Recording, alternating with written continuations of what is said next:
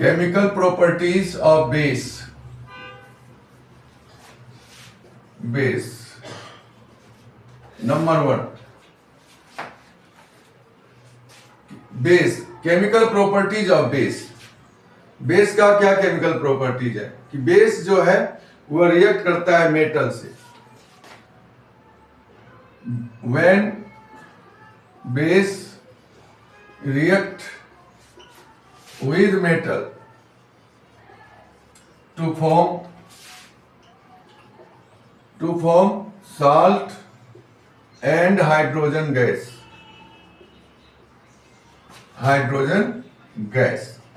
Base क्या लेंगे आप? मान लीजिए हमने बेस लिया NaOH. बेस है. NaOH क्या है? ये बेस है और इसका रिएक्शन हमने जिंक से करा दिया तो क्या बना? Na2ZnO2. इसको बोलते हैं सोडियम जिंकेट. और क्या बना? हाइड्रोजन गैस बना. ठीक है, तो इसको बैलेंस करके चेक कर लेते हैं. सोडियम इधर 2 है, इधर 1 ही है. Zn 1 है, ऑक्सीजन 2 है. इधर हम 2 लगा दिए तो ये क्या बन गया? बैलेंस इक्वेशन बन गया. ठीक है, यानी when base react with metal to form salt and hydrogen gas. ठीक है, तो ये रिएक्शन हो गया कि कोई भी मेटल अगर बेस से रिएक्ट करता है तो वह साल्ट, ये साल्ट है और हाइड्रोजन गैस बनाता है. साल्ट और हाइड्रोजन गैस बनाता है. ठीक है, दूसरा प्रॉपर्टीज है इसका कि जब आप when base react with non-metallic oxide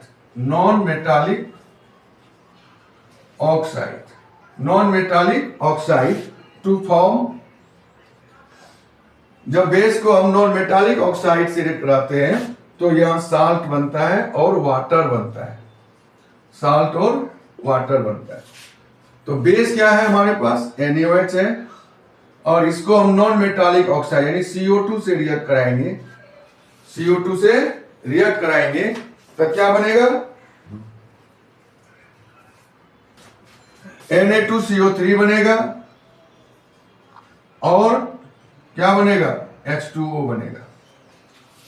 अगर नॉन मेटालिक ऑक्साइड को हम बेस से रिएक्ट कराते हैं, NaOH से CO2 का कराते हैं तो क्या बना? Na2CO3 plus H2O. अब इसको हम बैलेंस कर लेंगे.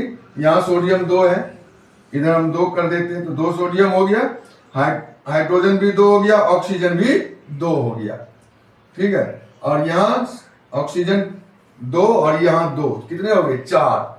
यहाँ पर ऑक्सीजन 3 है तो 3 1 4. ठीक है, ऑक्सीजन हो गया 3 1 4. ठीक है, सोडियम 2 हो गया, यहाँ भी 2 है, कार्बन 1 ही है, यहाँ भी 1 ही है. तो हमारा ये बैलेंस हो गया. यानी base react with non metallic. अब मान लीजिए हम CaOH का होल 2 है, इसका रिएक्शन CO2 से कराते हैं. ठीक है, CaOH का होल 2 है तो क्या बनेगा? CaCO3 बनेगा.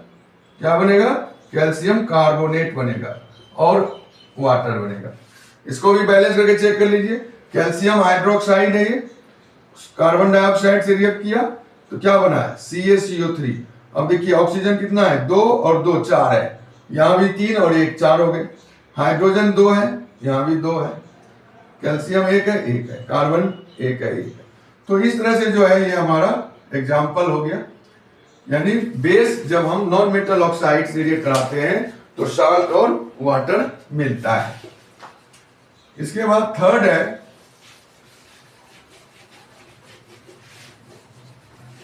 थर्ड की बात अगर करें, थर्ड में जो फर्स्ट में आपने पढ़ा था वही है. इसे बेस को अगर हम एसिड से रिएक्ट कराते हैं, react with acid to form salt and water. ठीक है, यानी NaOH को अगर आप किससे रिएक्ट कराएंगे? एसिड से कराएंगे तो ये बनेगा NaCl प्लस H2O. यही न्यूट्रलाइजेशन रिएक्शन है जो हमने प्रॉपर्टीज ऑफ एसिड में आपको लिखवाया था। बिल्कुल सेम है, जो प्रॉपर्टीज ऑफ एसिड का था वही इसका भी है, तो इसका सेम है। ठीक है, तो इस तरह से जो है आपका केमिकल प्रॉपर्टीज ऑफ एसिड आपने पढ़ा।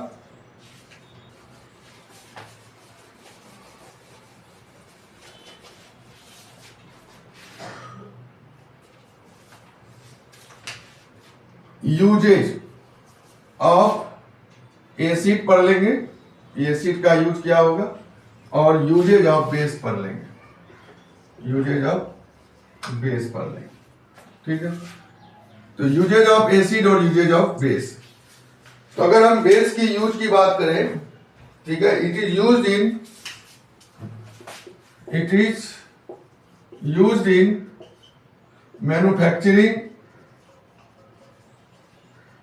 Manufacturing of soap, paper industries. Soap और पेपर इंडस्ट्रीज में हम इसका यूज करते हैं।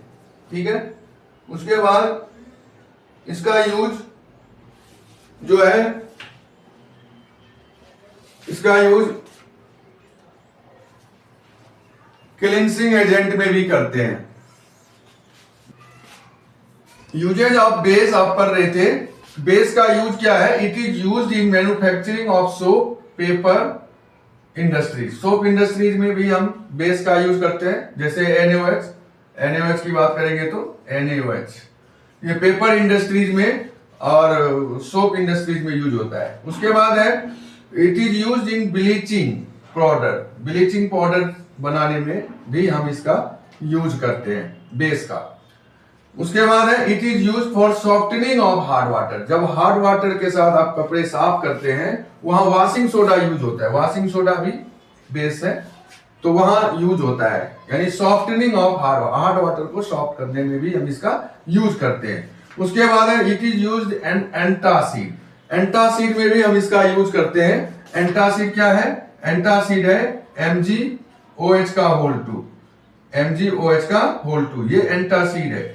तो ये एंटासिड का यूज होता है जब इंडाइजेशन होता है, इंडाइजेशन के केस में हम एंटासिड यूज करते हैं, जो न्यूट्रल कर देता है। जब आप ज्यादा स्पाइसी भोजन कर लेते हैं तो स्टमक से एसिड ज्यादा रिलीज हो जाता है, तो स्टमक से जब ज्यादा एसिड रिलीज होता है तो उस कंडीशन में इंडाइजेशन होता है और उसको हम रिमूव करते हैं, मैग्नीशियम हाइड्रोक्साइड लेते हैं तो न्यूट्रल हो जाता है और हम इंडाइजेशन से रिलीफ पाते हैं। उसके बाद एसिड का use, it is used in the manufacturing of fertiliser. तो हम इसका फर्टिलाइजर में यूज करते हैं एसिड का। फर्टिलाइजर जैसे अमोनियम सल्फेट भी एक साल्ट है जिसका यूज हमें फर्टिलाइजर में होता है।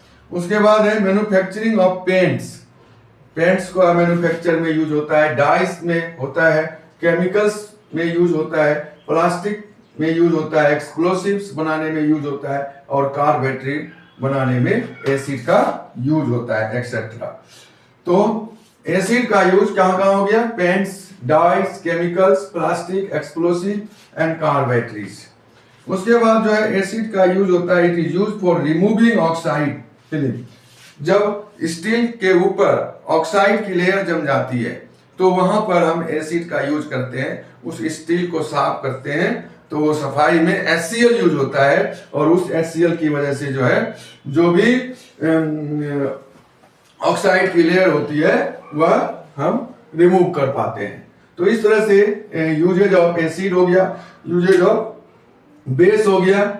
जो है इसको जो बच्चे अगले की क्लास में जो है इससे हम कुछ क्वेश्चन पूछेंगे, आप इसकी तैयारी करके रहना और अगली क्लास में हम इसके एसिड और बेस के व्याप पे क्वेश्चन देंगे आपको। इसको आप जो है अगर कोई क्वेश्चन हो तो कमेंट बॉक्स में जरूर लिख के भेजना, सब्सक्राइब करना और ज्यादा से ज्यादा शेयर करना।